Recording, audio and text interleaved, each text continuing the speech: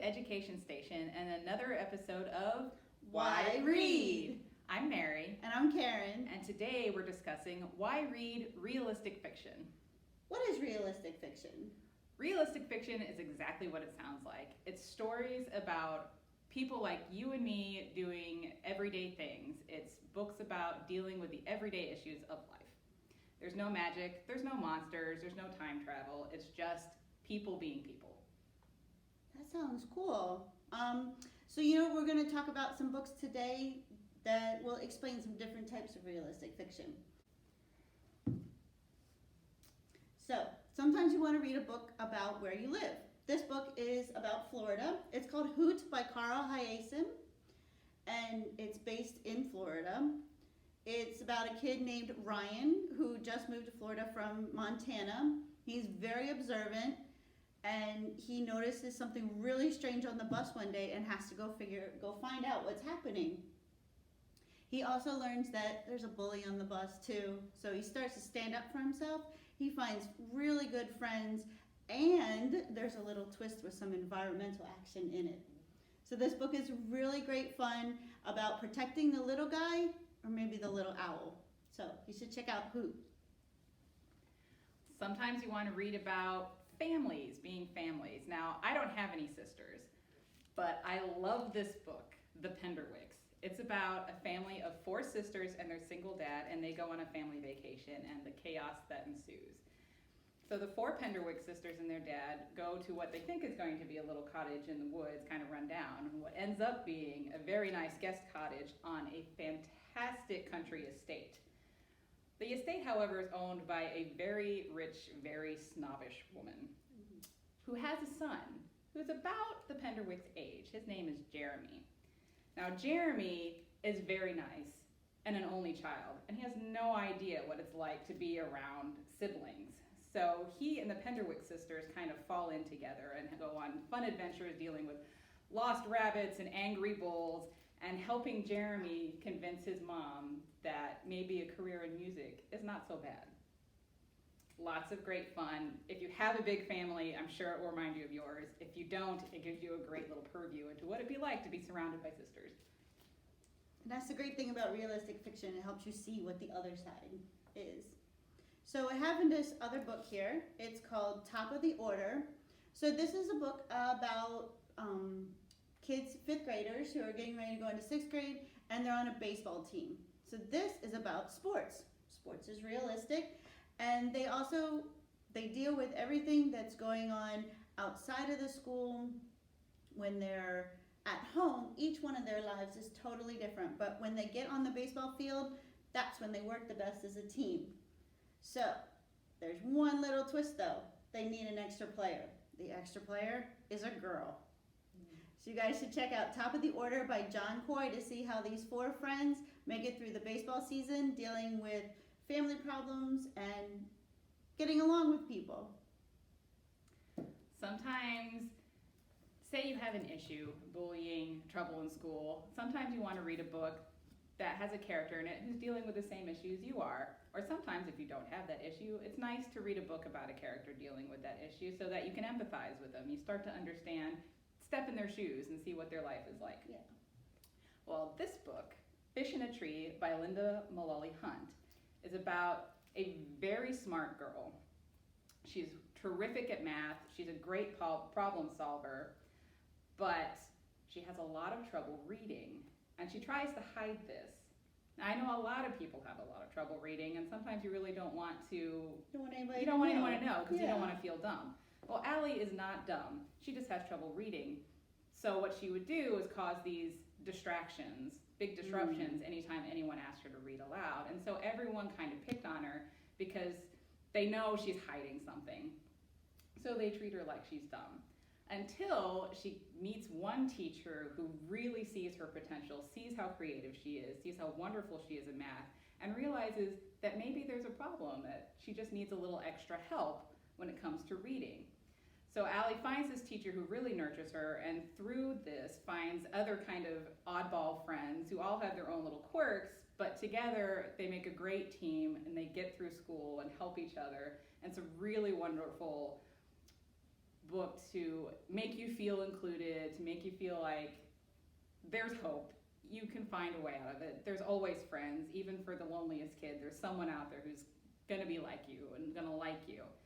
So pick up Fish in a Tree. So, the last book, Fish in a Tree, is about, standing by yourself. Nobody knows what it's like to be you. Stella Diaz has something to say. Is a really good book about that. She has she's got a really good friend and everything, except for her one problem is that when she gets very excited, she speaks Spanish in a place where not a lot of people speak Spanish. So the more excited she gets, the more Spanish she speaks, and the more embarrassed she gets. So it's almost like a vicious cycle. Then she meets some other people, and she meets a new kid in the school who thinks her Spanish is cool. And she realizes that she doesn't have to be embarrassed to be exactly who she is. And that's what's really great about Stella Diaz has something to say. There's also books that just about, kids going through summer. The Season of Six Malone is about 10-year-old Caleb who wants to be anything but ordinary. He's terrified of just being boring old ordinary. And one day his dad calls him extraordinary or extraordinary, which throws Caleb. He's like, oh no, I'm more than ordinary, I'm extraordinary, what am I gonna do? When he meets 16-year-old Six Malone, who is anything but ordinary, and Six takes him on crazy adventures, which usually lead into some crazy trouble. But they grow a wonderful friendship, and Caleb discovers some things about Six's life that aren't so great, but because they've developed this wonderful friendship, they can help each other get through the not so great times. And Caleb along the way maybe learns that the true definition of extraordinary, and maybe it's not so bad being ordinary either. And that's Six Malone, The Season of Six Malone by Kekla Magoon. So all these books we've talked about so far have been regular prose books. So books with lots of words in them. You can also have realistic fiction, that is a graphic novel. So, just a reminder, a graphic novel is a book that's mostly told in pictures with some words. So, as you can see here, this is the Babysitters Club, The Truth About Stacy by Rayanna Teglemeier. Sorry. And these are stories that were originally written by Anne Martin, and she's brought them back and added some things and made them for a more modern time because they were a little bit older stories, but it's still the same Babysitters Club theme. This one, The Truth About Stacy, is that she's a new girl in town, and she has a secret that she doesn't want everybody to find out. Now, it's not a really bad secret, but she feels embarrassed by it, and some of her older friends were turned off by it. So this book, she goes around and she talks with her new friends, old friends, and realizes that she doesn't have to be embarrassed by her secret. Lets everybody know what it is, and then everybody gets along. They have tons of fun. Babysitters Club is a part of a series, so I suggest you check them out. They're a lot of fun. Some realistic fiction is told in a specific format, a diary or a journal. Now, just because it's called realistic fiction doesn't mean it's necessarily true. It's a fictionalized diary. It's a diary written by a fictional character, and a lot of you are probably familiar with them already. Diary of a Wimpy Kid is an example of this format. So you can get some realistic fiction told from the point of view specifically of the character, and we're going to show you how you maybe can start your own realistic fiction by writing your own diary. Yes. So today I'm going to show you how to make your own personal journal out of some materials that you probably have at home. You can use either regular copy paper or loose leaf paper. You're going to need some scissors, string to tie it together, and a hole punch. If you don't have a hole punch, you just need something to make holes with. So I'm going to put this over to the side. So this is your copy paper. So the way we're going to fold it is that you're going to fold it in half like this. Then you're going to take one edge and fold it all the way to the other edge. Fold it in half and crease it really, really well. Then you're going to take the same side that you did, and you're going to fold it again to that side. So you have it nice and folded. Now this is going to be the size of your book. So these are going to be small little personal journals. So once you have that all folded, you're going to unfold it and unfold it all the way. So on this one, just to make it easier for you guys to see, I drew lines where the fold marks are. Now you don't need to draw these pencil lines. I just did this so you can see what you need to cut and where the lines are. So this is your center fold line, and here are the other ones. Now you see this line right here in the middle, the red one, we're going to cut that line. So you're going to go one section in from each of the short edges, and this line right here you're going to cut. So the easiest way to do that is if you take your scissors and refold it a little bit, just make a tiny little snip there. Then you can take your scissors and you can cut in along this line. So you're going to make it nice and straight right along that line. Okay. So now you have a piece of paper with a hole in the middle. So you're going to take your paper again and you're going to fold it in half, and then from the edges, now you're going to need to refold some things the other way. So just make the paper do what you want. So see how I'm going to take it and I'm squishing it in, and those two center sections are coming out like that. You have something that looks like a cross. Going to squish it together. Refold everything. Now you're going to take it and close it like a book. And now, as you hold it, you have a book with a cover. You have a little part. You have inside. And then you have another page, and this page. So you have a little 4-page book out of one piece of paper. Take these books, and then you can either do one or you can do multiples. So I did 2 others before, and now I'm going to put them together. So what I did first, you can just take one, make your hole punches on it. Then you're going to take this, and you can use a pencil or something to make a mark in the center so you know where to put the holes so they all match up. Take your hole punch and punch where those holes were. Now it's going to be a little bit harder when you're using the hole punch, so you might want to get your parents or a grown-up to help you with this. But you put your holes in. Okay. So now you have all these, and all the holes match up. So you take it, and then you're going to take your string, and we're going to bind them together into a book. So start with the bottom one. Put this in here. Okay. So you have all of them through the bottom one. Make sure everything's facing the right direction.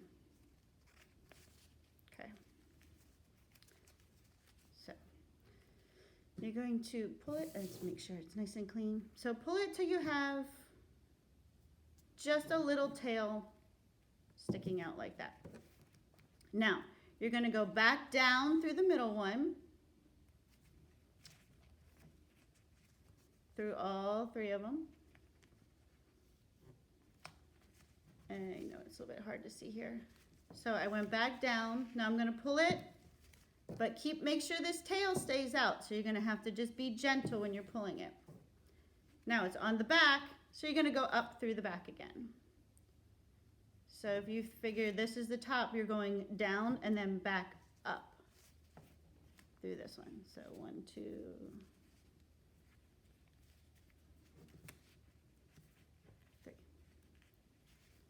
Okay, so pull it nice and snug. Okay, we're halfway there.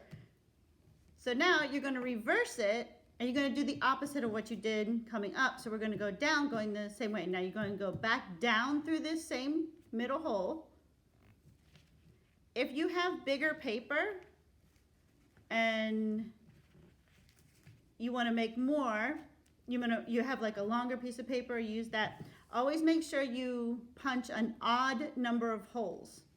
So you can always, so you don't need just 3 holes. but you would need to do at least 5, because if you did 4, then the weaving wouldn't work as well. So it looks a little bit of a mess now, but when you pull it nice and tight, the nice thing is this is your own personal project. There's no rush. There's no time period. Just get it until you have it nice and straight. So now we're down through this one. We're going to come back up through the bottom one. Now, just pull it apart a little bit and you can fit these through. And just take your time with it. This is your project because you're making your journal. So there's no rush. Okay, so now we got it all, it's all in there. Pull it nice and snug now, and then now you're just gonna tie it a little knot just to secure it. So you do a little double knot, and you can ask for help on that one too. Leave the tails, put some beads or some jewels on that if you want, or you can cut it off nice and small. And you have your own personal journal that you can write whatever you want in. So I hope you guys have a lot of fun making your own journals, write your own realistic fiction, and maybe we'll all read it one day in the library. That looked like a lot of fun. I'd love to have one of those little things just to jot notes in. Yeah, and you can make multiples of them if you wanted to write one for each different day and then put them all together at the end of the month. You could have a really cool journal. Sounds great. Well, we hope you pick up some realistic fiction to enjoy and tune in for another great episode of Education Station. See you next time.